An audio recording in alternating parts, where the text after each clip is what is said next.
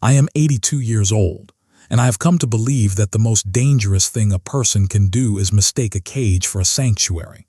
For 3 years of my life, I did exactly that. I was 64 when it began, an age where you believe your story is mostly written. The plot twists are done, the character is set. You are who you are. I was wrong. Those 3 years, they weren't a chapter of wild passion or dramatic betrayal. They were a slow, meticulous erosion. A silent tax levied on my soul, paid in installments so small I barely felt the withdrawals until my account was nearly empty. When people hear toxic relationship, they imagine fire. But what consumed me wasn't fire. It was damp. A damp that gets into the foundation of who you are. It rots the timbers from the inside so the structure looks sound until one day you lean against a wall you've always trusted and it simply gives way. His name was Robert. And he didn't enter my life with a storm. He entered with a gentle, persistent fog. I was a recent widower. My wife, Eleanor, had been gone for 2 years. The sharp grief had softened into a quiet, familiar absence. My world had become very small, very quiet. My daughter lived across the country. My friends were kind, but they had their own lives. I met Robert at a community lecture on local bird migrations. He sat beside me, offered a polite comment about the speaker's slides. He was articulate, well-dressed, interesting. He asked questions, he listened.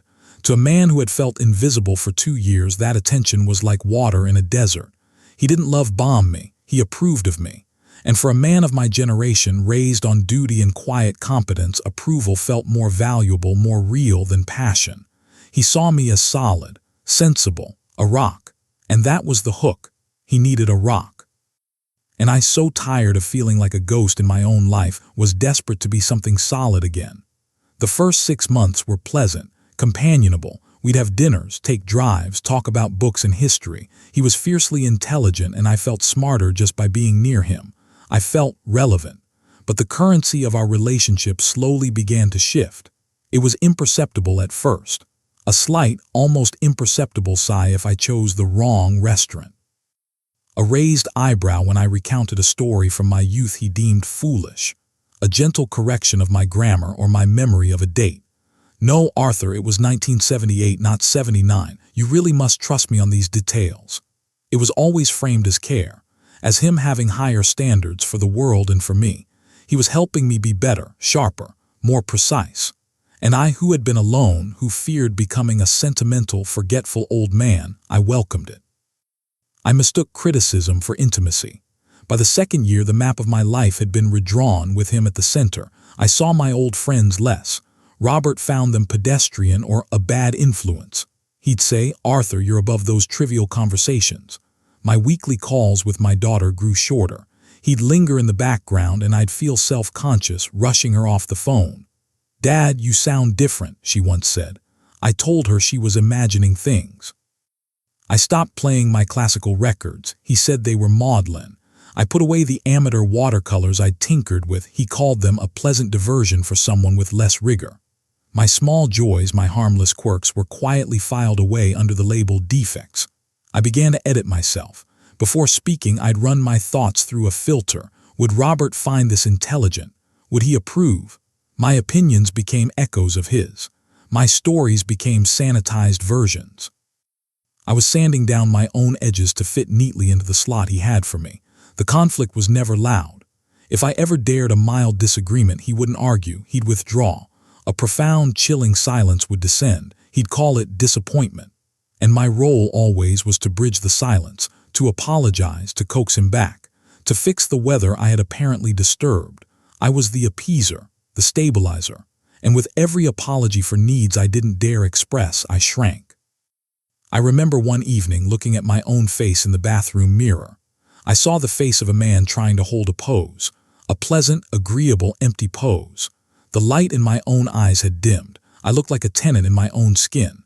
And the most terrifying part of me believed he was right, that this hollowed-out version of me was the improved model, the competent, sensible, unbothered man. I had confused being controlled with being cared for. The end didn't begin with a confrontation. It began with a fall, a literal one. I was in the grocery store, reached for a can on a high shelf, and my vision swam. I fainted right there in the aisle. Woke up to strangers' faces, an ambulance, the blur of the ER. It was severe dehydration, exhaustion, a minor heart arrhythmia. "Your body is telling you it's under too much stress, Mr. Higgins," the young doctor said, her voice kind but firm. Robert came to the hospital. He was concerned, of course, but his concern had a texture. It was laced with a subtle, unspoken accusation. "Arthur, what have you been doing to yourself? I've told you about your diet. I've told you to manage your stress. You never listen." As he spoke, arranging the flowers a neighbor had sent, I lay there, wires taped to my chest, and I had a vision. Not a dramatic one, a simple, cold, mathematical one. I saw the equation of my life.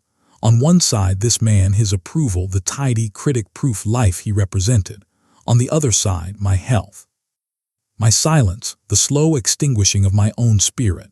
And I saw with absolute clarity that I was choosing him over me.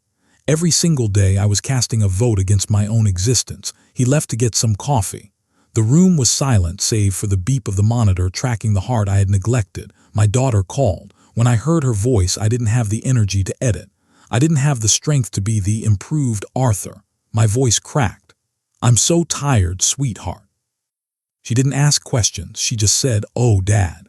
And in those two words I heard a lifetime of love that asked nothing of me but to be her father. It was the purest, most undemanding love I had felt in years. It was the mirror that showed me how distorted my other reflection had become. That was the moment the cage door unlocked. I didn't walk out yet, but I saw it was open. Leaving took 3 more months. They were the hardest. Not because of him, but because of me. The doubt was a torrent. "You're too old to start over. This is just loneliness. You're being ungrateful. This is as good as it gets. Who else will want you?" Toxicity doesn't just poison the present, it infects your future with fear. But I had that equation from the hospital bed, and I started very quietly to tip the scales. I called my daughter every day. I reached out to an old friend I'd neglected. I went to a doctor's appointment without telling Robert and followed the advice for me. The actual leaving was bureaucratic. I told him I needed space, that I was moving to a smaller place to simplify my life. He was offended, cold.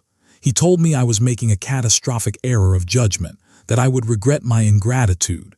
His words didn't land like blows anymore, they landed like confirmations. They were about his judgment, his standards, not about me. The first night in my own small, quiet apartment was terrifying. The silence was deafening. But as the weeks passed, I began to hear a different sound in that silence. It was the sound of my own thoughts returning, tentative like animals emerging after a long winter. The aftermath wasn't a triumphant rebirth. It was a long, slow convalescence. I had to relearn my own tastes. Did I actually like that author, or had I just adopted that opinion? What did I want to eat for dinner? It was pathetic in a way, humbling. An old man rediscovering his own palate. The cost of those 3 years became painfully clear. I had lost time I could never get back, years in my mid-60s that should have been gentle, expansive. I had damaged trust with my daughter and friends. My health had taken a hit, and worst of all, I had betrayed my own trust. I had shown myself that I could be persuaded to abandon me. So, what did I learn from 3 years in that quiet storm? I learned that toxicity isn't defined by the volume of the conflict, but by the cost of the peace.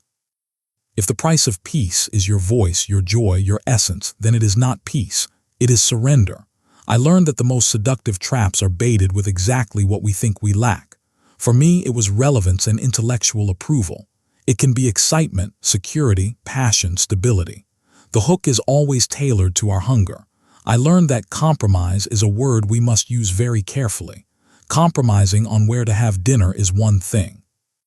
Compromising on your core self is a slow suicide. Most of all, I learned to listen to the most important voice I had neglected, the physical one. My body knew I was in a toxic environment long before my mind admitted it. The exhaustion, the anxiety, the dizziness.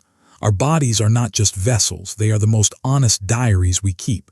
We must learn to read them. Now at 82, I am alone. And I am not lonely. There is a profound difference. The relationships I have now, with my daughter, my granddaughter, a few dear friends, are based on a simple, clean truth: I show up as I am, and they do the same. It is not always easy, but it is never costly. To anyone listening, especially those who think their time for change has passed, or that the quiet ache in their relationship is just how things are, I offer this. Pay attention to what blooms in you and what withers in the presence of this person. Your spirit is the most accurate gauge you have. You are never too old to choose yourself. Leaving a toxic climate isn't an act of destruction. It is the first fundamental act of creation, the creation of your own freedom. My 3 years with Robert didn't break me. They bent me to a shape that was not my own. The recovery was simply the slow, patient process of remembering my original contour. And here in the quiet I have found it, not perfectly, but authentically. This is my shape. This is my peace. However long I have left, it will be my own.